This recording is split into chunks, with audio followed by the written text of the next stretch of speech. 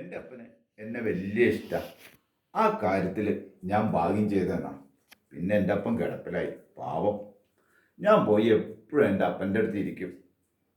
ആവത് കാലത്ത് കാട് വെട്ടിപ്പിടിച്ചതും പള്ളിക്ക് കുരിശ് നാട്ടിയതും എല്ലാം അപ്പൻ എന്നോട് പറയും. ഒരു ദിവസേ ഞാൻ കവലയ്ക്കൊന്നാണ്ട് ഇറങ്ങി. പാവം എൻ്റെ അപ്പനെ ഇട്ടിട്ട് പോകാൻ എനിക്കൊരു മനസ്സുണ്ടായിട്ടല്ല. അവിടെ പോയിരുന്ന് കുറച്ചു നേരം ചീട്ടൊക്കെ കളിച്ച് കളിയും കഴിഞ്ഞ് വീട്ടിലേക്ക് ഞാൻ തിരിച്ചു വന്നു. പറമ്പിലേക്ക് കാലെടുത്ത് വെച്ചു. അപ്പോഴേക്കും എൻ്റെ അപ്പൻ്റെ ഒരു ഒച്ച, എടാ വർഗീസേ, നീ എവിടെയാടാ, വന്നില്ലേ? ഞാൻ അങ്ങോട്ട് ചെന്ന് നോക്കിയപ്പോൾ ആ പാവം അന്ത്യശ്വാസം വലിക്കണതാടാ ഞാൻ കണ്ടത്. ഞാനൊന്നും ആലോചിച്ചില്ല.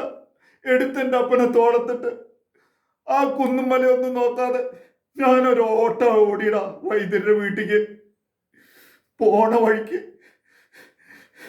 എൻ്റെ അപ്പൻ്റെ കൈ എൻ്റെ കഴുത്തിൽ അള്ളിയൊരു പിടുത്തം, ആഞ്ഞൊരു ശ്വാസം വലിയും. കുറച്ച് കഴിഞ്ഞപ്പോൾ ആ കൈ താനെ വീണു, ശ്വാസവും നിലച്ചു. അന്നൊക്കെ ഞാനൊരു കൂട്ടുകാരനെ കൂട്ടിയില്ലടാ എൻ്റെ അപ്പനെ എടുത്തിട്ട് പോവാൻ. ഇന്നത് ഓർക്കുമ്പോ എനിക്ക് എന്തോ